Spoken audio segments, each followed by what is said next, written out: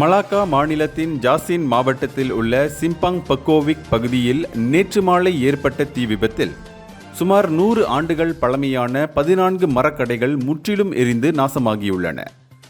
மாலை 4:57 மணிக்கு மெர்ஸ் 999 அவசர அழைப்பு பெற்றதுடன் ஜாசின் தீயணைப்பு மற்றும் மீட்பு பிரிவுகள் விரைவாக சம்பவ இடத்துக்கு சென்று நடவடிக்கை எடுத்தனர். 40க்கு 150 அடி பரப்பளவிலான மரக்கடைகள் வரிசையில் தீ வேகமாக பரவியதுடன் உணவகம், ஆடைகள், கைபேசி, மோட்டார் சைக்கிள், காய்கறி கடைகள் உள்ளிட்டவையும் தீக்கிரையாகின. மொத்தமாக 90% கட்டிடங்கள் நாசமாகி இருந்த போதும் எந்த உயிரிழப்பும் நிகழாமல் இருந்தது என அதிகாரிகள் தெரிவித்தனர்.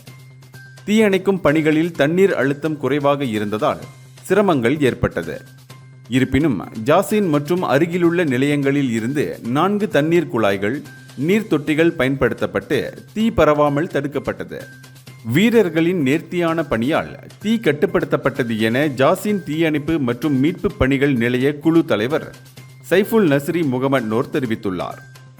இந்தியர்களின் இதய குரல் மக்களோசை.